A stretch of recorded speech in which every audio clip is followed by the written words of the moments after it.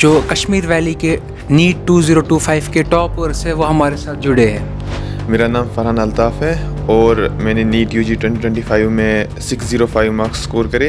With an all India rank of 1085। मेरा नाम हाजिम जावेद किरमानी है। मैंने कश्मीर वैली में रैंक 1 स्कोर की और उसके साथ AR 663 और 614 मार्क्स। वन कह बच्चे आसान यमिस इनक्लिनेशन कुन एग्जामस कुन न JES कुन न नीटस कुन अमिस पे JEE खतर प्रिपेयर कर कि नीट खतर प्रिपेयर कर। एक बच्चा ऑफलाइन कोचिंग को प्रेफर करे या फिर ऑनलाइन कोचिंग को प्रेफर करे। इसी के रिलेटेड क्वेश्चन है कि एक बच्चे को एक ही टीचर से पढ़ना चाहिए कोई पर्टिकुलर सब्जेक्ट कि वन टीचर और मेनी टीचर्स, यानी कि टाइम पर सब्जेक्ट। क्योंकि अगर आप बायोलॉजी लेते हैं यानी कि नॉन मेडिकल स्ट्रीम या मेडिकल स्ट्रीम लेते हैं, आपके PCM या PCB होते हैं, 3 सब्जेक्ट्स होते हैं मेनली। लेकिन फिर केमिस्ट्री में अपनी 3 वैरायटीज़ होती है, बायोलॉजी में अपनी 2 वैरायटीज़ होती है। तो टाइम कितना देना है पर सब्जेक्ट। तो NCERT की बात वहाँ पर रहती है कि कौन सी यानी कि किस सब्जेक्ट में NCERT की ज़रूरत कितनी है। जो अभी 10th से निकले हैं उनके दिमाग में होता है हम ऑप्शनल सब्जेक्ट क्या पकड़े। अस्सलामु अलैकुम वरहमतुल्लाहि वबरकातुहू। आज हमारे साथ जो कश्मीर वैली के नीट 2025 के टॉपर्स है वो हमारे साथ जुड़े हैं और हम इनसे पूछने की कोशिश करेंगे तमाम उन प्रॉब्लम्स के बारे में जो एक एवरेज कश्मीरी बच्चा फेस करता है। तो उससे पहले अब दोनों को मुबारक हो और गुर्दियुति पन तारुफ। अस्सलाम वालेकुम, मेरा नाम फरहान अल्ताफ़ है और मैंने नीट यूजी 2025 में 605 मार्क्स स्कोर करे with an all India rank of 1085। अस्सलाम वालेकुम, मेरा नाम हाजिम जावेद किरमानी है। मैंने कश्मीर वैली में रैंक 1 स्कोर की और उसके साथ AR 663 और 614 मार्क्स। बिल्कुल, जैसा कि नाज़रीन आप देख रहे हैं कि इनने अपना तारुफ दिया। वन सोन युस मकसद यह करो टू द पॉइंट तुम क्वेश्चंस तो तथ मुतलिक करो डिस्कशंस यम जन एवरेज कश्मीरी स्टूडेंट फेस करान, ठीक ना। तो अथी सत करमो बह तुम गोडनुक सवाल युस जन कश्मीरी बच्चे युस यम पन 9th 10th वन कुन स्कूलस मज पर्मुत वन चाहान वन कह बच्चे आसान यमिस इनक्लिनेशन कुन एग्जामस कुन न JES कुन न नीटस कुन, यानी न नॉन मेडिकलस कुन तो नछुस मेडिकलस कुन। अमिस पे JEE खतर प्रिपेयर कर कि नीट खतर प्रिपेयर कर, अत मुतलिक क्या तुम वनान? तो मेरे हिसाब से पहले तो अगर किसी भी फील्ड की तरफ किसी का भी इंक्लिनेशन होता है, whether it be NEET JEE और एनीथिंग एल्स, तो उसको तो वही परस्यू करना चाहिए जिसकी तरफ उसका इंक्लिनेशन हो। लेकिन अब अगर आपके पेरेंट्स कह रहे हैं कि JEE या नीट करें और आपका खुद कोई इंक्लिनेशन है नहीं ऐसे, तो मेरे हिसाब से सबसे बेटर ये रहेगा कि पहले तो लोग बोलेंगे कि JEE ज़्यादा टफ होता है नीट से, पर अगर हम कंपटीशन वाइज देखें तो मोर और लेस बात सेम ही रहती है। तो मेरे हिसाब से बेटर रहेगा फॉर स्टूडेंट्स ऑफ कश्मीर कि वो JEE को ही ऑप्ट करें, क्योंकि देखिए जो आपका कश्मीर का बेस्ट कॉलेज है मेडिकल में वो है GMC श्रीनगर, और जो नॉन मेडिकल में यानी कि इंजीनियरिंग में आपका बेस्ट कॉलेज है वो रहेगा NIT श्रीनगर। ये आपस में कंपेरेबल कॉलेजेस रहते हैं। लेकिन अगर मैं बात करूँ NIT श्रीनगर की तो वहाँ का कट ऑफ ऑलमोस्ट 92 परसेंटाइल होता है among the 8 lakh people of JEE aspirants. लेकिन अगर मैं सेम टाइम पे बात करूँ नीट की तो अमंग द 21-22 लाख उसका परसेंटाइल कट ऑफ रहता है GMC श्रीनगर के लिए 98-99 परसेंटाइल, जो कि बहुत ज़्यादा in comparison to NIT Srinagar. तो मेरे हिसाब से तो बेटर होगा JEE के लिए ऑप्ट किया जाए ताकि ईजी एक्सेस मिल जाए एक एवरेज बच्चे को to a better college. Being a person जिसने खुद JEE मेंस और एडवांस क्वालिफाई किया है आज से कुछ साल पहले, और अभी मैं NIT कर्नाटका में फाइनल ईयर में हूँ, मैं इनके साथ पूरा एग्री करना चाहूँगा JEE के इस मिसकंसेप्शन के बारे में कि बच्चे जो है JEE मेंस और एडवांस के डिफ़िकल्ट क्वेश्चंस देखकर ये सोचते हैं कि नीट से डिफ़िकल्ट एग्ज़ाम है, पर एग्ज़ाम क्वेश्चन से नहीं बल्कि कंपटीशन से देखा जाएगा। जैसा इनने बताया एक एवरेज बच्चा जो GMC श्रीनगर में जा रहा है वो विदाउट टचिंग मैथमेटिक्स भी JEE मेंस को पूरा क्वालिफाई करके मान लो टॉप कर देता है 99 परसेंटाइल, जबकि सिर्फ 92 परसेंटाइल चाहिए NIT श्रीनगर जाने के लिए। तो जो भी ये बच्चे GMC श्रीनगर स्किम जैसे बड़े कॉलेज में जा रहे हैं इन सब का मेंस भी क्वालिफाई होता है और ये इंडिया के किसी भी एनआईटी में जा सकते हैं। तो उस हिसाब से देखा जाए तो जो इजी कंपटीशन है वो नॉन मेडिकल फील्ड में आपको मिलेगा, जहाँ पर आपको easy access to good college आपको मिलेगा। तो उस हिसाब से अगर कोई एवरेज बच्चा है जो इस डिलेमा में है कि हमें कौन सा कॉलेज पकड़ना चाहिए, तो जैसे कौन सा ब्रांच पकड़ना चाहिए, तो उनके लिए पीसीएम यानी कि नॉन मेडिकल काफ़ी ज़्यादा अच्छा है। इसी के रिलेटेड दूसरा क्वेश्चन है कि एक बच्चा ऑफलाइन कोचिंग को प्रेफर करे या फिर ऑनलाइन कोचिंग को प्रेफर करे। आप दोनों अपने व्यूज़ दीजिए, क्योंकि ये कोई यानी कि ऑब्जेक्टिव विजन नहीं है, हर किसी का अपना सब्जेक्टिव पर्सपेक्टिव होता है और इसमें प्रोज एंड कॉन्स है दोनों चीज़ों के, जितना मैं सोच पा रहा हूँ। आप क्या इसके बारे में बोलते हैं? मेरे अकॉर्डिंग तो ऑनलाइन जो है वो ज़्यादा बेटर है ऑफलाइन के कंपैरिजन में, क्योंकि पहली बात तो जो ऑनलाइन होता है ऑलमोस्ट पहली बात तो फ्री में सब अवेलेबल हो जाता है आजकल ऑनलाइन में, मतलब यूट्यूब पे सब कुछ अवेलेबल रहता है। हर कोई चैप्टर आप मतलब आराम से 6-7 टीचर से पढ़ सकते हैं। जबकि ऑफलाइन में क्या है कि आपको कोई पर्टिकुलर टीचर दिया जाता है, किसी बैच में कोई पर्टिकुलर टीचर होगा, आपको उसी से पढ़ाई करनी है पूरे साल, आपको समझ आए या ना आए, फिर आप डिलेमा में रहते हो अब मैं क्या करूँगा अगर उस टीचर से समझ नहीं आ रहा। ऑनलाइन में ये एडवांटेज है कि अगर आपको किसी एक टीचर से समझ नहीं आ रहा तो आप चेंज कर सकते हो टीचर को, कोई और टीचर से पढ़ सकते हो, और सब फ्री, मतलब सबसे बड़ी बात है कि फ्री में है, और जो मेजॉरिटी जो मिडिल क्लास के लोग हैं मतलब आराम से पढ़ सकते हैं, बस एक जस्ट उनको फ़ोन चाहिए। जी उनको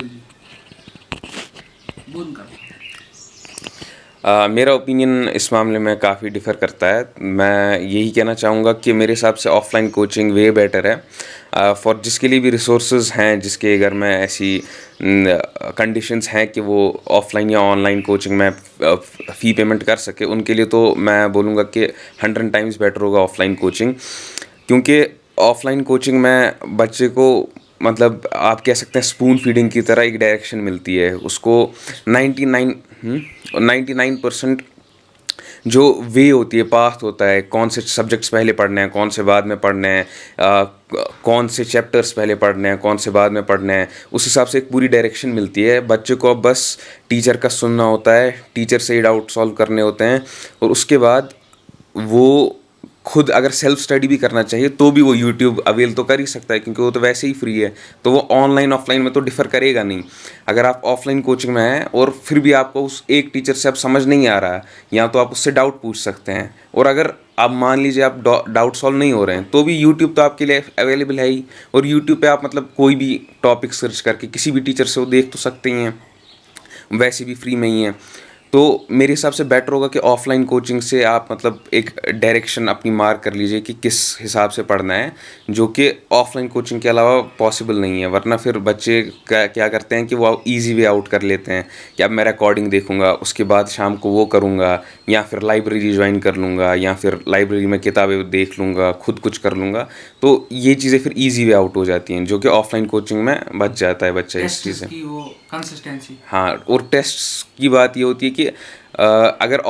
ऑनलाइन है बच्चा, वो ऑनलाइन किसी ट्यूशन सेंटर को भी ज्वाइन करके ऑनलाइन, तो भी वो कंसिस्टेंसी नहीं रहती वो टेस्ट में। वो फिर धीरे धीरे टेस्ट स्किप करने लग जाता है कि नहीं आज मैं प्रिपेयर्ड नहीं हूँ इसके लिए, आज ये टेस्ट छोड़ देता हूँ, बाद में जब मैं कर लूँगा तब फिर मैं ये टेस्ट दे दूँगा, बाद में जब मैं टॉपिक्स कवर करूँगा, फिर बाद में ये मुश्किल हो जाता है, ये बैकलॉग कलेक्ट हो जाता है, जो कि ऑफलाइन कोचिंग में इंसान बच जाता है इन चीज़ों से। तो हमें यही पता चला कि प्रोज एंड कॉन्स है इस चीज़ के, और जैसा कि फरहान ने बताया कि मोस्ट ऑफ द पीपल जो स्पेशली कश्मीर में रहते हैं वो अच्छी ऑफलाइन कोचिंग ज्वाइन नहीं कर सकते, फाइनेंशियल कंडीशंस अगर उनकी मद्देनज़र की जाए। और जो हाजिम ने ऑफलाइन कोचिंग की तारीफ़ बयान की, वो उन्हीं ऑफलाइन कोचिंग्स के लिए स्पेसिफिक है, यानी कि जो उस लेवल का एकेडमिक परफॉर्मेंस यानी कि अवेल कर रहे बच्चों के लिए। ये लोकल कोचिंग्स के लिए नहीं है, यानी कि एट द सेम टाइम वो बहुत महंगी भी है, जो इतना करिकुलम के साथ आप पर ध्यान दे रहे हैं और आपको कॉम्पिटिटिव एग्ज़ाम के लिए प्रिपेयर कर रहे हैं। तो जाहिर सी बात है यहाँ पर एक बहुत ही यानी कि क्लियर पर्सपेक्टिव है कि जो जा सकते हैं उनको जाना चाहिए, और जो नहीं जा सकते उनको यानी कि उनके लिए थोड़ी और स्ट्रगल है। लेकिन ऐसा नहीं है कि नामुमकिन है उनके लिए भी काफ़ी उनको पर्सनली डिसिप्लिन मेंटेन करना है, और फिर वो ऑनलाइन से भी वही बेनिफिट हासिल कर सकते हैं। तो यहाँ पर बात होनी चाहिए टेस्ट सीरीज़ की भी। और क्योंकि जेई का एग्ज़ाम जो है सीबीटी मोड में होता है, ऑनलाइन, यानी कि एग्ज़ाम हॉल में जाकर ऑनलाइन पेपर होता है, और जो नीट होता है वो फिज़िकल पेपर दिया जाता है, ओएमआर मार्क करना पड़ता है ना। तो कहीं ना कहीं प्रिपरेशन में उस चीज़ का ध्यान रखना चाहिए, और टेस्ट सीरीज़ की क्या इम्पोर्टेंस है और वो कैसी होनी चाहिए उसके बारे में मुख्तसर। मेरे अकॉर्डिंग ये है कि अगर आप ऑनलाइन कोचिंग कर रहे हैं, मतलब आपने घर में ऑनलाइन पढ़ाई करी है पूरे साल, पूरे 2 साल, आपके लिए ज़्यादा बेटर रहेगा कि जो एंड के स्पेशली 3 से 4 महीने हैं, तो उस टाइम पर आप जो टेस्ट देंगे वो इसी हिसाब से दे जिस हिसाब से आपका एग्ज़ाम होने वाला है। मैं मतलब 2 साल अगर आप मतलब नीट के लिए प्रिपेयर कर रहे हो और आप ऑनलाइन ही प्रिपेयर कर रहे हैं, तो आपके लिए ज़्यादा बेटर है कि 2 साल आप बस ऑनलाइन टेस्ट दे दीजिए, क्योंकि आपको बाय द एंड टेस्ट का मकसद है कि बस आपको उन वीक टॉपिक्स को देखना है, आपको वीक टॉपिक कौन सा है, और वो आप ऑनलाइन मतलब एग्जाम देकर भी आप समझ सकते हो मेरा वीक टॉपिक कौन है, उस पर वर्क करोगे फिर। लेकिन जो एंड के 3-4 महीने हैं उनमें आपको मतलब बेटर है कि अगर आप नीट के लिए मतलब प्रिपेयर कर रहे हो, तो आप किसी ऑफलाइन इंस्टीट्यूट की जो ये है टेस्ट सीरीज़ है वो ज्वाइन करो, और अगर आप जेई के लिए कर रहे हो तो किसी सीबीटी मोड ने किसी इंस्टीट्यूट पर जाकर या घर में ही आप मतलब उसकी टेस्ट दे सकते हैं। मैं मतलब फुली एग्री करूँगा कि अगर आप जेई में तो कोई टेंशन है नहीं, मतलब आप ऑफलाइन हो या ऑनलाइन हो, आप सीबीटी मोड में ही टेस्ट देंगे। लेकिन अगर आप नीट में हैं तो ऑफलाइन कोचिंग में तो आप ओएमआर दे सकते हैं, लेकिन प्रॉब्लम होगी अगर आप नीट की प्रिपरेशन ऑनलाइन कर रहे हैं, तो ये बेटर होगा कि लास्ट के एटलीस्ट 3-4 मंथ्स में तो आप ओएमआर शीट पे टेस्ट की प्रैक्टिस करें, ताकि ऐसा ना हो कि एग्जामिनेशन हॉल में आपके ओएमआर गलत हो जाएं प्रिपरेशन के बाद भी। जैसा कि इनने बताया, इसको मैं एक और चीज़ ऐड करना चाहूँगा कि अगर आप जेई की प्रिपरेशन भी कर रहे हैं और आप ऑनलाइन जेई की प्रिपरेशन कर रहे हैं, लेकिन फिर भी आपको टेस्ट सीरीज ज्वाइन करनी चाहिए, क्योंकि भले ही जेई का एग्ज़ाम जो है आफ्टर ऑल ऑनलाइन होता है, लेकिन जो एग्ज़ाम टेम्परामेंट होता है एक एग्ज़ाम हॉल में जाकर, वो तभी बिल्ड होगा जब आप जाते हैं, स्ट्रिक्टली आप 3 घंटे वहाँ पर बैठते हैं, और जो भी आपका यानी कि फॉर एग्जांपल किसी को वॉशरूम जाना है वगैरह, वो पूरा आपको वो नर्वसनेस फील होती है, वो आपको लगता है कि नहीं मुझे अभी सब्र करना पड़ेगा, 3 घंटे के बाद मैं जा सकता हूँ वरना टाइम वेस्ट होगा। ये जो सारी टेम्परामेंट्स है ये तभी आएगी जब आप फिज़िकली जाते हैं किसी टेस्ट सीरीज़ में, भले ही आप वहाँ जाकर ऑनलाइन टेस्ट देते हैं, लेकिन जो एग्ज़ाम में हॉल में जाने का टेम्परामेंट है और जो वहाँ पर आप इन्विजिलेटर्स को देखते हो, वो कहीं ना कहीं बहुत एक फैक्टर क्रिएट करता है आपकी ओवरऑल मेंटल स्टेबिलिटी में, जो आप एग्ज़ाम हॉल में फिर फेस करोगे। तो इसी के साथ मैं और एक रिलेटेड क्वेश्चन है, क्योंकि आपने बीच में बोला था कि आप 10-15 टीचर से भी पढ़ सकते हो। आपने बोला था, आपने ऑनलाइन के पस मंज़र में ये बोला था, तो उसी के रिलेटेड क्वेश्चन है कि एक बच्चे को एक ही टीचर से पढ़ना चाहिए, कोई पर्टिकुलर सब्जेक्ट या पूरा वगैरह? आप इसको थोड़ा यानी कि डिटेल में ब्रेक डाउन करके बताइए कि 1 टीचर और मेनी टीचर्स। ये जो आपने क्वेश्चन पूछा है ये तो पर्टिकुलरली जो ऑनलाइन प्रिपेयर कर रहे हैं उन्हीं के लिए। ऑफलाइन के लिए तो उनको स्ट्रिक्टली उसी टीचर से फॉलो करना पड़ेगा जो उनको मतलब अलॉट किया गया है। तो इसके जो ऑनलाइन प्रिपेयर कर रहे हैं उनके लिए मैं ये बात बताऊंगा कि आपके लिए ज़्यादा बेटर रहेगा, और जो मैंने खुद मतलब किया है कि मैं बताऊंगा कि आप बहुत सारे टीचर से पढ़े, एटलीस्ट 4 to 5 टीचर से। इसलिए बता रहा हूँ क्योंकि अगर आपने किसी एक टीचर से, मान लो आपने कोई टॉपिक है फिज़िक्स का, मान लो कि आपने कोई चैप्टर पढ़ लिया किसी टीचर से, उसने अपने हिसाब से आपको कॉन्सेप्ट्स बता दिए, बेसिक कॉन्सेप्ट्स तो ऑलमोस्ट हर टीचर कवर कर देता है, उसके अलावा कुछ क्वेश्चंस उसने आपको कराए। लेकिन जब आप किसी और टीचर से पढ़ोगे तो बेसिक तो वो भी वही पढ़ाएगा, लेकिन मतलब एक चैप्टर में 1-2 जगह वो ऐसी या तो शॉर्ट ट्रिक टाइप आपको कुछ बोल देगा, या तो कोई ऐसी मतलब ऐसा तरीका बोल देगा सवाल करने को जिससे आपको ज़्यादा बेटर फील होगा, या जिससे आपको एग्ज़ाम में आसानी हो जाएगी। और ऐसी मतलब वो ज़्यादा वैरायटी के सवाल आपको देखने को मिलेंगे, जिससे आपको फिर जब आप कोई बुक प्रैक्टिस करोगे तो आपने जो वाइड वैरायटी ऑफ क्वेश्चंस आपको बुक में मिलेंगे, तो आपने वो ऑलरेडी देख रखे होंगे अलग अलग टीचर से, तो आपको ज़्यादा फ़ायदा मिलेगा। मैं एग्री करूँगा कि मोस्टली तो एक से ज़्यादा टीचर से पढ़ने का बहुत फ़ायदा होता है कि डिफरेंट एंगल से चैप्टर्स कवर होते हैं, डिफरेंट वेज से हम एक ही टॉपिक पढ़ेंगे तो डेफिनेटली अंडरस्टैंडिंग लेवल में इंक्रीमेंट होगा। लेकिन अब मैं यहाँ पॉइंट आउट करूँगा कुछ चीज़ें होती हैं, जैसे मैं एग्जांपल दूंगा ऑर्गेनिक केमिस्ट्री की। आई वुड रादर से कि बेटर एक ही टीचर को स्टिक करे, क्योंकि मान लीजिए ऑर्गेनिक केमिस्ट्री के पढ़ाने के अगर आप डिफरेंट वेज में गए ना, तो आपको एक भी चीज़ समझ नहीं आएगी। जैसे मैं आपको बताऊँगा कि कुछ लोग ऐसे पढ़ाते हैं, वो इंटरमीडिएट्स पढ़ाते हैं पहले, वो सब कुछ एक हिसाब से पढ़ाते हैं। फिर कुछ और टीचर्स होते हैं, वो पहले चैप्टर वाइज पढ़ाते हैं, फिर उस चैप्टर के सारे इंटरमीडिएट्स उसमें पढ़ाते हैं। ये प्रॉब्लम कर देता है क्योंकि आपने कुछ किसी से पढ़ा होता है, किसी और के पढ़ाने का सीक्वेंस कुछ और होता है, तो आपको सब कुछ मिक्स हो जाता है, आपको पता नहीं चलता कि उसने कितना पढ़ा है, इसने कितना पढ़ा है, और वो मैच भी नहीं करते आपस में। इसीलिए मैं कहूँगा कि कुछ चैप्टर्स को लेके या कुछ सब्जेक्ट्स को लेके, जैसे ऑर्गेनिक केमिस्ट्री इन स्पेसिफिक, उसके लिए बेटर है, वे बेटर है कि एक टीचर को स्टिक किया जाए, अच्छे टीचर को स्टिक किया जाए, जो आपको ऑफलाइन ऑनलाइन दोनों मोड्स में मिल जाएंगे। मेरे हिसाब से जो मैंने ये बात बोली जो हाजिर ने बोली कि सबसे बढ़िया है कि आप फिज़िक्स के अंदर और फिज़िकल केमिस्ट्री के अंदर अप्लाई कर दीजिए। बाकी ऑर्गेनिक और इनऑर्गेनिक को तो आप एक टीचर मतलब अगर स्टिक भी करेंगे तो ज़्यादा वो डिफरेंस नहीं क्रिएट होगा। फिज़िक्स और मतलब फिज़िकल केमिस्ट्री के लिए ज़्यादा बेटर है। अब इसी के साथ एक पॉइंट मुझे लगता है यहाँ पर छूट रहा है, जो कई यानी कि सामीन के भी दिमाग में चल रहा होगा, कि अगर कोई बच्चा ऑफलाइन प्रिपेयर कर रहा है, चाहे वो कितने भी अच्छे कोचिंग इंस्टीट्यूट में क्यों ना हो, फिर भी जैसे कि आप लोगों ने भी ऑफलाइन कोचिंग इंस्टीट्यूट के साथ ही अपनी प्रिपरेशन कैरी आउट की है, तो उसके बावजूद भी आपको देखना पड़ा यूट्यूब वगैरह से, तो एक ऑफलाइन स्टूडेंट के लिए भी क्या यानी कि अपना जब वो घर पहुंचता है तो उसको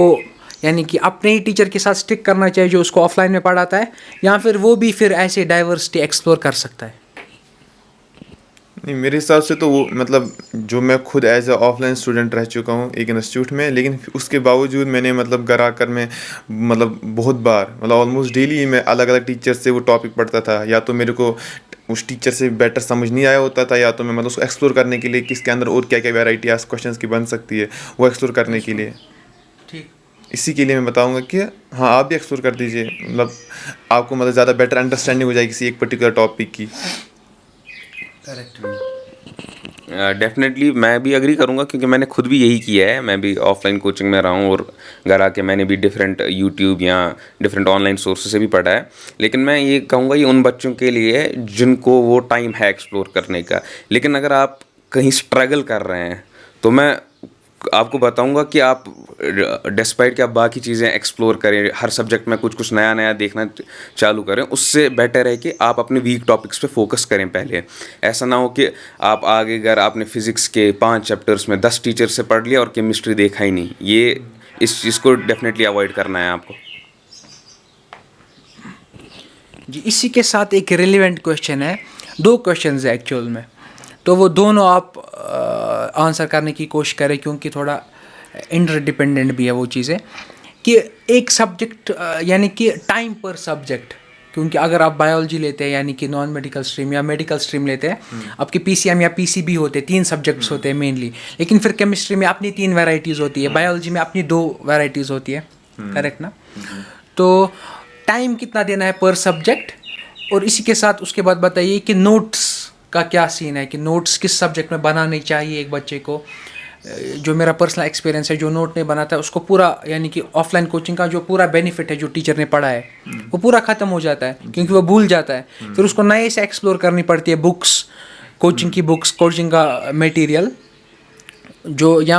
अदर सोर्सेज या यूट्यूब से वगैरह, यानी कि फाइनली उसको या तो नोट बनाने पड़ते हैं या तो बार बार उसको नए से पढ़ना पड़ता है। तो इस बारे में आप बताइए, और पर्टिकुलर सब्जेक्ट में कितना टाइम और उस सब्जेक्ट में क्या नोट्स बनाने चाहिए या नहीं, एक मुख्तसर। जी, मतलब अगर आप बिगनिंग में 11 से मतलब प्रिपरेशन स्टार्ट कर रहे हैं नीट की, तो पहले कुछ टाइम तो आपको मतलब सब सब्जेक्ट्स इक्वली चलाने पड़ेंगे, क्योंकि आपको पहली बात तो आपको खुद नहीं पता है कि कौन सा सब्जेक्ट ज़्यादा इंटरेस्टिंग होगा कौन सा नहीं। आपको पता होता है कि चलो मेरा बायोलॉजी अच्छा होगा या मेरा केमिस्ट्री अच्छा होगा, लेकिन जब आप आगे आगे चलते हो आपको कुछ और ही पता चलता है। आपको फिर किसी को फिजिक्स में मज़ा आने लग जाता है, किसी को बायो में मज़ा आने लगता है। तो पहले तो कुछ टाइम तक आपको सारे सब्जेक्ट्स बहुत ज़्यादा इक्वली चलाने पड़ेंगे। डेली आपको अगर आप 2-2 घंटे दे रहे हो या 3-3 घंटे दे रहे हो, हर सब्जेक्ट को ऑलमोस्ट इक्वली टाइम दे दो। उसके बाद धीरे धीरे क्या हो जाता है कि आप अगर फिजिक्स में आपको ज़्यादा इंटरेस्ट डेवलप हो रहा है, फिर आप ये कर सकते हैं कि अगर आप फिजिक्स में थोड़ा ज़्यादा टाइम दे सकते हो, मतलब किसी एक पर्टिकुलर आप मतलब इस हफ्ते आपने सोचा कि मैं फिजिक्स में थोड़ा ज़्यादा टाइम दे देता हूँ, फिर मतलब अगले हफ्ते फिर मैं ज़्यादा केमिस्ट्री पर ध्यान दे देता हूँ। लेकिन आपको पढ़ने तो सब सब्जेक्ट्स ही है, लेकिन आप ज़्यादा मतलब ध्यान इस वजह से क्योंकि आपको ज़्यादा इंटरेस्ट है उसमें, आप उसी सब्जेक्ट पे मतलब ज़्यादा ध्यान दे रहे हो। अब उसमें एक और दिक्कत हो जाती है, अब अगर आप ये सोचोगे कि ना मेरे को इस सब्जेक्ट में 2 ही घंटे देने हैं, इसमें 2 घंटे देने हैं, इसमें 2 घंटे देने हैं। मान लो आप कोई फिजिक्स सॉल्व कर रहे हो, आप ऑलमोस्ट 1.5 घंटा उसको सॉल्व कर रहे हो, अब आप और आधा घंटा आपके लिए पास बचा है, लेकिन आपको मन 2 घंटे देने के बाद जो आपको मन कर रहा है कि ना मैं अब और टाइम दे देता फिजिक्स को, तो आप मेरे हिसाब से दे दीजिए, क्योंकि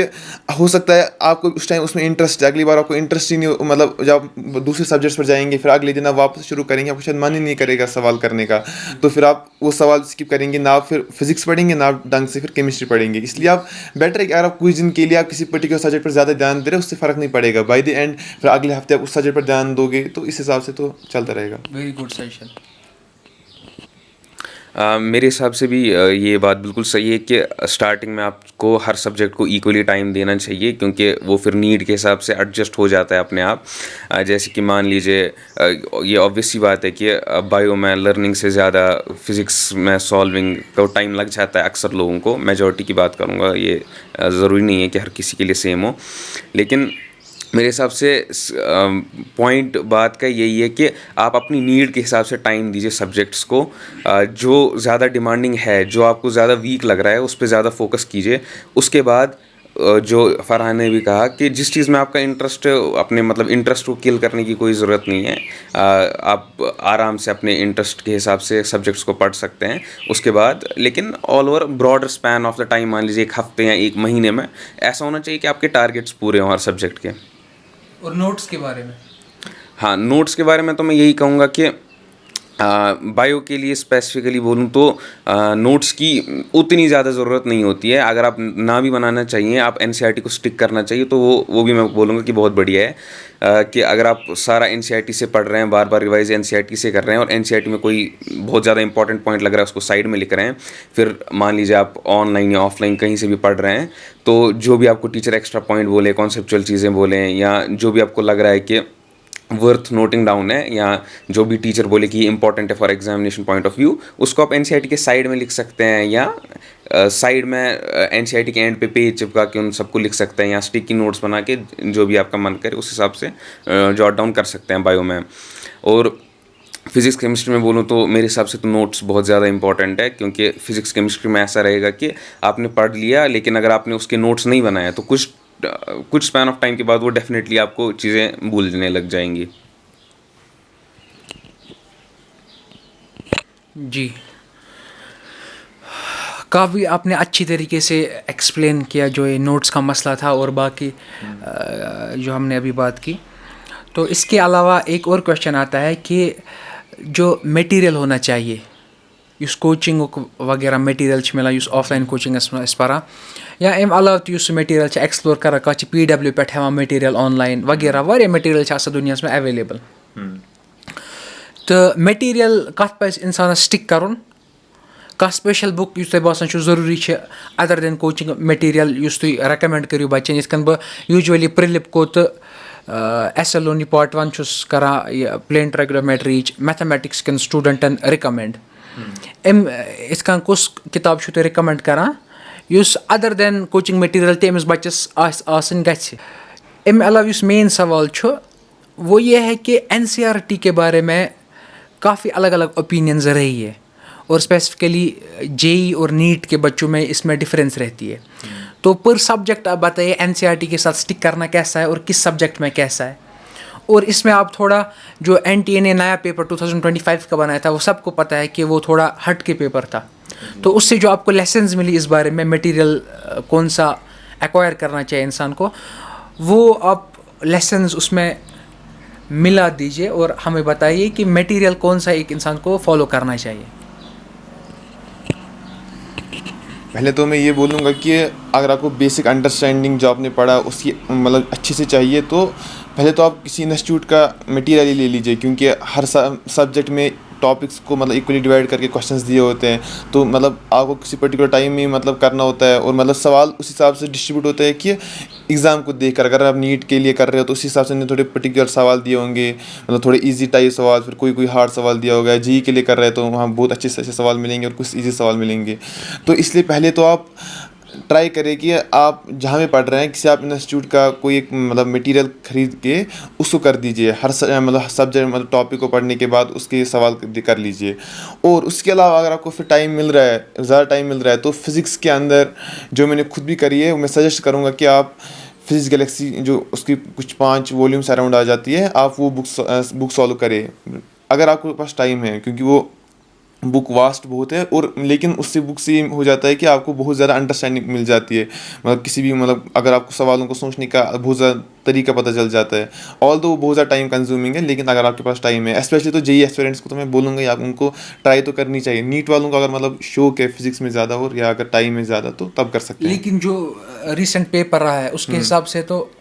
हाँ, फिजिक्स भी रिसेंट टाइम में जो पेपर रह चुका है उसमें भी अराउंड मतलब 45 क्वेश्चंस में से अराउंड 35 to 30 क्वेश्चंस तो जो मॉडरेट टाइप की थे, मतलब जो एक बंदा जिसने अच्छे से मतलब लेक्चर्स देखे होंगे और इंस्टीट्यूट का मटेरियल अच्छे से करा होगा वो कर सकता है। मतलब बाकी वो 10 to 15 क्वेश्चन थे जिन्हें थोड़ी अच्छी हायर अंडरस्टैंडिंग चाहिए थी क्वेश्चन को करने के लिए और ज़्यादा सोचना पड़ रहा था। वो 10 to 15 क्वेश्चन के लिए ही आपको मतलब मैं जो बुक सजेस्ट कर रहा हूँ, जैसे फिजिक्स गैलेक्सी बोल रहा हूँ, आपको करनी चाहिए। अगर आपको सिलेक्शन चाहिए, वो आप अराउंड 35 क्वेश्चन भी कर रहे हैं, 45 में से आपको सिलेक्शन तो हो ही जाती है। इस साल के पेपर में स्पेशली बताऊँ को आपको अगर आप 570 560 के ऐसा स्कोर कर रहे हैं तो आपकी सिलेक्शन एक अच्छे कॉलेज में हो सकती है। उसको इस हिसाब से अगर हम देखेंगे तो आप इंस्टीट्यूट का मटेरियल करके वो 35 क्वेश्चन वाला टारगेट करेंगे तो वो बहुत ज़्यादा अच्छी बात है। आप थोड़ा एक्स्ट्रा करने की कोशिश करेंगे तो अगर टाइम है तो कर सकते हैं, नहीं टाइम है तो फिर भी आप दिमाग में तो रख ही सकते हैं कि यार पेपर इस टाइप का आया तो मेरे को 45 आउट ऑफ 45 करने की ज़रूरत नहीं है, मेरे को 35 to 30 क्वेश्चन भी कर रहा हूँ तो मेरी सिलेक्शन तो डन नहीं है। आपने बिल्कुल सही बोला इस बारे में कि अगर इस साल के पेपर को मद्देनज़र रख के देखें तो मेनली फुल पेपर को टारगेट करना ही अपने आप में बहुत बड़ा चैलेंज है। और सिलेक्शन के लिए वो इम्पॉर्टेंट नहीं है, सिलेक्शन के लिए इम्पॉर्टेंट है कि एक स्पेसिफाइड अमाउंट ऑफ क्वेश्चंस को टारगेट किया जाए। और अगर एनटीए फ़िलहाल तो हाँ अनस्टेबल ही लग रहा है कि बहुत ज़्यादा इजी पेपर के बाद ईजीएस्ट पेपर के बाद टफेस्ट पेपर डाल दिया, तो उस हिसाब से इसको थोड़ा 1-2 साल लगभग स्टेबल होने में तो लग जाएंगे कि हमें प्रिडिक्टेबल होने में थोड़ा टाइम तो लगेगा। लेकिन तब तक मैं यही बोलूँगा कि स्टैंडर्ड ऊपर रखने में ये सबकी भलाई है। तो पेपर बेस्ड देखा जाए तो आपको कोशिश करनी चाहिए कि मटेरियल ऐसी कोचिंग का सॉल्व किया जाए, स्टिक किया जाए ऐसे मटेरियल को जो आप सॉल्व कर सकते हैं और जो आपकी बेस लेवल को इंक्रीज़ करे इन एवरी सब्जेक्ट। उसके बाद अगर आपके पास वक्त है तो आप हायर बुक्स को रेकमेंड ज़रूर करें। इन फिज़िक्स डेफिनेटली मैं बोलूँगा कि ज़रूर ही करें। जैसे मान लीजिए अगर आप नीट में HC वर्मा कर रहे हैं तो दैट इज़ सफिशेंट। आपको मतलब ज़रूरी नहीं है कि आप हर चीज़ में थोड़े थोड़े क्वेश्चन करें, लेकिन अगर आप एक ही बुक को थोड़ा ज़्यादा डिटेल में सॉल्व करते हैं वो ज़्यादा बेटर होगा, क्योंकि वरना आप हर बुक के ईजी क्वेश्चन को करके खुश हो जाएंगे कि हाँ मैंने एरोडो भी की है, मैंने HC वर्मा भी की है, मैंने DC पांडे भी की है, लेकिन आपने हर चीज़ की ईजी सवाल करके छोड़ दी होगी। इसलिए बेटर है कि एक बुक को स्टिक कीजिए, उसको ज़्यादा वैरायटी तक एक्सप्लोर कीजिए, उसके ज़्यादा से ज़्यादा सवाल कीजिए, वो बेटर रहेगा इन कंपैरिजन टू ज़्यादा से ज़्यादा बुक्स ट्राई करें। एनसीईआरटी का पॉइंट है ना, एनसीईआरटी के बारे में आएंगे, लेकिन उससे पहले मैं कहना चाहूँगा कि बहुत ही अच्छे से डिटेल में इन लोगों ने इस बारे में बताया कि जो मटेरियल है वो आफ्टर ऑल जो कोचिंग सेंटर का मटेरियल आपको पहले वही करना है। वेल नोन कोचिंग सेंटर्स है जो कि ऑफ कोर्स महंगे भी है, अगर आप उनका मटेरियल ला रहे हैं या उनमें पढ़ते नहीं है तो भी आप अरेंज करवा सकते हैं। अगर आप वो मटेरियल करते हैं तो वो सबसे बेनिफिशियल होगा आपके लिए, क्योंकि उनने ये सारी मॉड्यूल्स या सारे इम्पोर्टेंट बुक्स के क्वेश्चंस को चुनिंदा तरीके से ऑलरेडी एक जगह लाया होता है। उसके अलावा एक अगर आप कोई और एक बुक लाना चाहते हैं, जैसे HC वर्मा यूजुअली बच्चों के पास होती है, तो आप ज़्यादा बुक्स की तरफ ना जाए बल्कि एक ही बुक पर स्टिक करें, वरना आप हर बुक के इजी क्वेश्चंस को सॉल्व करेंगे और जो इम्पोर्टेंट क्वेश्चंस है वो आप हर बुक में छोड़ दोगे और आपका कॉन्फिडेंस भी ओवर कॉन्फिडेंस में हो जाएगा, जिससे आपको कोई फ़ायदा नहीं आएगा। तो NCERT की बात वहाँ पर रहती है कि कौन सी यानी कि किस सब्जेक्ट में NCERT की ज़रूरत कितनी है। सबसे ज़्यादा अगर एनसीईआरटी की बात करूँ तो बायो के अंदर ही है, ज़ूलॉजी बॉटनी के अंदर सबसे ज़्यादा इंपॉर्टेंट है। मतलब आपको एनसीईआरटी ऑलमोस्ट सीधी रटनी पड़ती है, मतलब आपको हर मतलब रटनी इन द सेंस कि आपको हर जो भी इंफॉर्मेटिव चीज़ है आपको सब याद ही होनी चाहिए। और एनसीईआरटी में क्या है कि इस साल के पेपर को देख करके कुछ सवाल तो थोड़े बाहर से आ रखे थे, मतलब जो टू द पॉइंट एनसीईआरटी से नहीं लग रहे थे, लेकिन अगर आपने थोड़ा मतलब अच्छे से मतलब पढ़ा होता, प्लांट किंगडम से जैसे 1-2 सवाल थे जो मतलब थोड़े टिपिकल टाइप थे, अगर आपने समझा होता टॉपिक को अच्छे से तो आप कर सकते हैं। मतलब मेरा ये बोलना है कि एनसीईआरटी बायोलॉजी के अंदर आपको अच्छे से पढ़नी है, लेकिन सबसे पहले आपको समझना है, किसी पर्टिकुलर टीचर से पढ़ना है, अच्छे से समझना है, उसके बाद आप फिर एनसीईआरटी कोई हमेशा के लिए, फिर आप हमेशा एनसीईआरटी पढ़, जब भी आप रिवाइज करना है तो आप एनसीईआरटी को एक पढ़ सकते हैं ताकि आपको अच्छे से याद रहे। बची बात इसके अलावा फिजिक्स और केमिस्ट्री के अंदर मैं बताऊंगा कि ये जो ऑर्गेनिक और इनऑर्गेनिक है उसको आप किसी पर्टिकुलर टीचर से पढ़ के, मतलब ऑर्गेनिक को नोट्स अच्छे से बनाकर, फिर आपको एनसीईआरटी उसको 1 या 2 बार मतलब पूरे 2 साल की जर्नी मतलब पढ़ना चाहिए, ताकि एनसीईआरटी में जो इन्फॉर्मेटिव टाइप चीज़ें अगर नीट ने डायरेक्ट पूछ ली कि इससे क्या मतलब प्रोडक्ट बनता है, या जो आप टीचर्स नहीं पढ़ाते, तो उसके लिए आप 1-2 बार एनसीईआरटी पढ़ लीजिए ऑर्गेनिक की। इनऑर्गेनिक की आप ट्राई कर लीजिए, 4 से 5 बार आप पढ़े उसको, कुछ टाइम बार रिवाइज भी करें, क्योंकि बाय द एंड इनऑर्गेनिक जो है वो एनसीईआरटी से आने हैं क्वेश्चंस, जो भी आना है आप अंडरस्टैंड जब करेंगे तो उसी से आना है। और लास्ट है कि फिज़िक्स को मेरे हिसाब से ठीक नहीं है, अगर एनसीईआरटी आप कर टाइम है तो कर सकते हैं, नहीं तो मतलब कुछ फ़र्क नहीं पड़ेगा, मतलब उससे कोई इम्पैक्ट नहीं पड़ेगा फिज़िक्स को आप एनसीईआरटी कर रहे हैं या नहीं कर रहे हैं। मेरे हिसाब से आज की डिस्कशन का ये मैं बोलूँगा सबसे इम्पोर्टेंट पॉइंट है एनसीईआरटी के डिस्कशन के बारे में, क्योंकि मतलब मैं लिटरली आपको बोलूँगा कि अगर आप किसी से भी ये सुनेंगे तो 100 में से 99 लोग आपको ये बोलेंगे कि एनसीईआरटी बेस्ड रहना चाहिए, एनसीईआरटी बहुत ज़्यादा इंपॉर्टेंट है। ये बात बिल्कुल सही है, लेकिन आपको ये समझने की ज़रूरत है, ये जनरल पॉपुलेस के लिए बात की जाती है कि अगर आपको भी कुछ नहीं पता, आप 11th में आ गए हैं, आपने नीट या जेई के लिए ऑप्ट किया है, मान लीजिए मैं फ़िलहाल नीट की बात करूँगा, तो अब आपको बोलेंगे कि आपको स्टिक करना है तो एनसीईआरटी बेसिस। इसका मतलब ये है कि हमारे पास वाइड वैरायटी ऑफ चीज़ें हैं, हमारे पास इनफाइनाइट सोर्सेज हैं पढ़ने के लिए, लेकिन हमें जो पढ़ना है वो एनसीईआरटी बेस्ड है। इसका पूरा मतलब यही होता है कि जो भी चैप्टर्स हैं वो एनसीईआरटी से पढ़े जाएं, कि यही चैप्टर्स हैं जो एनसीईआरटी में, जो एनसीईआरटी लेवल रिकमेंड करती है उस लेवल के हिसाब से पढ़ा जाए, कि उसको कवर किया जाए पहले, उसके बाद आप एक्स्ट्रा देख सकते हैं। तो ये होता है एनसीईआरटी बेस्ड होने का मतलब पहले तो। लेकिन अब मैं आपको बताऊंगा, ये तो सिर्फ लोगों को डायरेक्शन देने के लिए होती है, कि डेफिनेटली एजुकेशन बोर्ड को अपना काम तो करना ही, उनको बोलना है कि आपको किस हिसाब से पढ़ना है, तो एनसीईआरटी बेस्ड पढ़ना है। लेकिन अगर आप ऑलरेडी कोचिंग में पढ़ रहे हैं ना, तो मैं बताऊंगा आपको फिजिक्स या केमिस्ट्री के लिए, उसके लिए आपको ज़रूरत नहीं है ऐसे एनसीईआरटीज़ की। अगर आप पढ़ेंगे तो डेफिनेटली आप ज़्यादा ये रख सकते हैं, अपनी जगह मुतमईन रह सकते हैं कि हाँ हमें कवर तो सब कुछ करके है, लेकिन मोस्टली कोचिंग्स में वो करवाया जाता है इजीली, तो उसका टेंशन लेने की फिर आपको ज़रूरत नहीं है। फिर आप अगर 1-2 रीडिंग मारते हैं बिल्कुल ऊपर ऊपर से देखने के लिए, कुछ भी स्किप ना हुआ हो, वो बढ़िया है। लेकिन फिर आपको एनसीईआरटी के मतलब बैक ऑफ द माइंड ये रखने की ज़रूरत नहीं है कि एनसीईआरटी नहीं पढ़ी तो अब क्या होगा, ऐसा कुछ भी नहीं है। अगर आप कोचिंग से ऑफलाइन ऑनलाइन अच्छे से स्टिक करके पढ़ रहे हैं तो वो टेंशन आपको लेने की फिर ज़रूरत नहीं है। खासकर ये मैं सिर्फ फिजिक्स और केमिस्ट्री की बात कर रहा हूँ, क्योंकि बायो में तो बेटर है कि जो टीचर पढ़ा रहा है उससे भी बेटर है कि एनसीईआरटी को ही पढ़ा जाए, क्योंकि बिल्कुल एनसीईआरटी की लाइंस में से क्वेश्चन आ रहे हैं, इवन के लाइन में कुछ बदल के क्वेश्चन आ रहे हैं, तो बेटर है कि एनसीईआरटी को ही पढ़ा जाए प्योरली। तो यही है मेरा इसके रिलेटेड। ठीक, जैसा कि आपने पूरा डिटेल में समझा आप दोनों ने, तो इसका कंक्लूजन यही है कि फ़िज़िक्स और केमिस्ट्री में एनसीईआरटी की को उतना ज़्यादा हाई नहीं समझना चाहिए, और इनऑर्गेनिक में का इम्पोर्टेंट है फिजिक्स और फिजिकल केमिस्ट्री। जी, यानी कि बायोलॉजी में स्पेशली इंसान स्टिक करना चाहिए, और बाकी 2 सब्जेक्ट में इनऑर्गेनिक को छोड़कर, इनऑर्गेनिक केमिस्ट्री को छोड़कर, नहीं इनऑर्गेनिक को बस इंक्लूड करके बायोलॉजी के साथ। जी वही बोल रहा हूँ, इनऑर्गेनिक को छोड़ के जो बाकी फिजिक्स और केमिस्ट्री होता है उसमें अगर आप कोचिंग सेंटर का अच्छे से पढ़ रहे हो, बल्कि आपको वही पढ़ना चाहिए, क्योंकि वही आपको ज़्यादा वैरायटी ऑफ क्वेश्चंस वगैरह आपको बताएंगे। और जो बायोलॉजी और इनऑर्गेनिक केमिस्ट्री है वो कम्प्लीटली स्टिक करना चाहिए इंसान एनसीईआरटी के साथ, और वो भी लेटेस्ट एनसीईआरटी जो निकलती है, क्योंकि कभी उसमें भी डिफ़िकल्टी, कभी क्वेश्चन आता है, फिर जिनके पास पुरानी एनसीईआरटी होते हैं वो पुराना आंसर देते हैं, जिनके पास नहीं होती है वो नए देते हैं, और फिर वो नया ही कंसिडर करते हैं यूजुअली। अब फाइनल क्वेश्चन, जो कि छोटे बच्चों के लिए स्पेशली, जो अभी 10th से निकले हैं, उनके दिमाग में होता है हम ऑप्शनल सब्जेक्ट क्या पकड़े। ये एक क्वेश्चन है जो बच्चों के जहन में होता है, हालांकि मेरे हिसाब से उतना इंपॉर्टेंट नहीं है ये कॉम्पिटिटिव एग्जाम्स के पर्सपेक्टिव से, लेकिन फिर भी आप अपना ओपिनियन दीजिए इस बारे में, और इंशाल्लाह उसी के साथ हम कैरी ऑन करते हैं। मैंने जो इन 2 साल में ऑप्शनल सब्जेक्ट पकड़ा था वो ईवीएस था। और जो मैंने ऑब्ज़र्व करा ईवीएस को पढ़ के कि आपने अगर बायोलॉजी अच्छे से पढ़ रहे हैं, खास करके जो इकोलॉजी वाला पोर्शन है क्लास 12th का, वो करके आप एग्ज़ाम को, अगर आप ईवीएस पढ़ भी नहीं रहे हैं, आप एग्ज़ाम को आराम से मतलब क्लियर पास कर सकते हैं, जो कि आपको कॉम्पिटिटिव एग्ज़ाम के लिए चाहिए, और अच्छा भी स्कोर कर सकते हैं। फिर आप लास्ट के 1 या 2 दिन, जो मैंने खुद भी करा था, लास्ट के 1 या 2 दिन मैंने पढ़ा था बस, चाहे 11th क्लास हो या 12th क्लास में हो, तो बस वो देख मतलब 1-2 दिन मैंने पढ़ाई करी थी और मैंने फिर काफ़ी अच्छा स्कोर भी करा था 11th में भी और 12th में भी।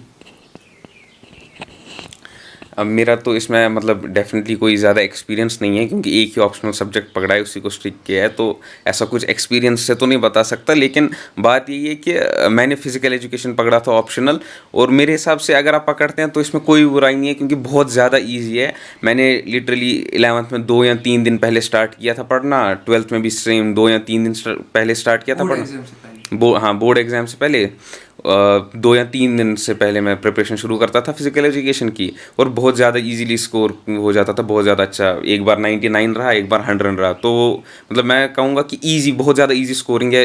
इवन कि कुछ चैप्टर स्किप कर देते हैं, कुछ चैप्टर्स में कुछ टॉपिक स्किप कर देते हैं, फिर भी पता होता है कि इन्हीं में से सवाल आएगा, क्योंकि वो पैटर्न वैसा ही होता है पेपर्स का। तो अगर आप कोई भी पकड़ते हैं सब्जेक्ट, तो मेरे हिसाब से अगर फिजिकल एजुकेशन पकड़ेंगे तो कोई प्रॉब्लम नहीं है, बहुत ईजी है। तो इसी के साथ हम ये कंक्लूड करना चाहेंगे, और आप दोनों का बहुत शुक्रिया। आपने बहुत ही इम्पोर्टेंट सजेशंस कश्मीरी एस्पेरेंट्स के सामने डिटेल में वाज़ह कर दिए, जो कि प्रॉब्लम्स यूजुअली फेस होते हैं। अक्सर जो पॉडकास्टर्स होते हैं उनमें बात चल रही होती है कि आपको किस किस ने सपोर्ट किया, आपने क्या बोलते हैं, और कौन से क्वेश्चंस होते हैं,